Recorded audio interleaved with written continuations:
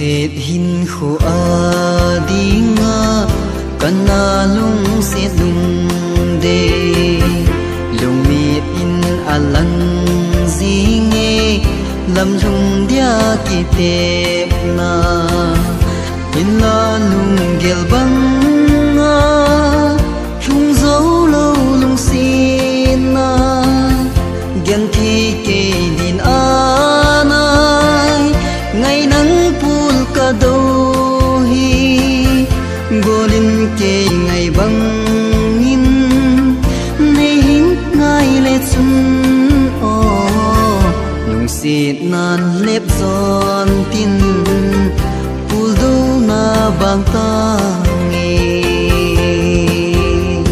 anai anai ka hin kho hi gelin na silunga lang lâu hâm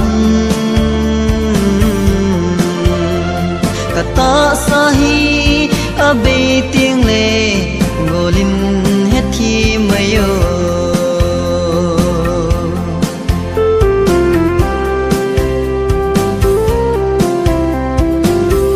na dinga lin zo lo ke bang ding na hita zong le cầm singa ki mai toa le la pha hi lo hum het man lo va khian na ding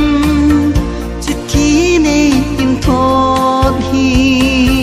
sein se zin lung dei ipi ham kal hin lal na ni lo gen thei zi a golin nei khian hin tina gelin lung si nan wang hau le vai a hin po anai anai ka hin kho hi gelin na se lunga lang lo ham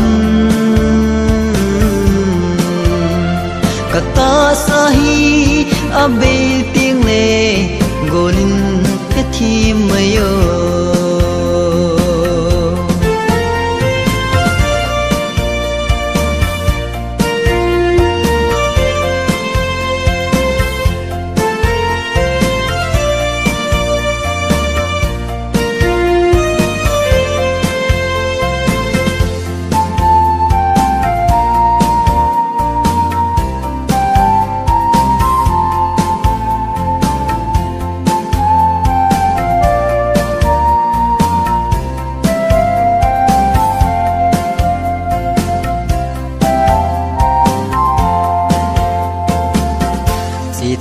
chi tan lam selin chi tan lung si chu lo am giang phat na ni mai tan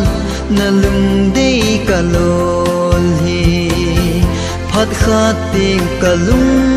dei tin nei hin gel do hi in lol hi long khana ti khanati mildin ha sa zong ne hin mil mai tangi na gen the kin ka thona aha sai lung di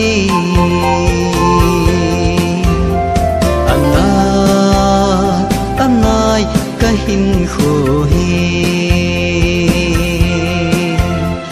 gelin na silunga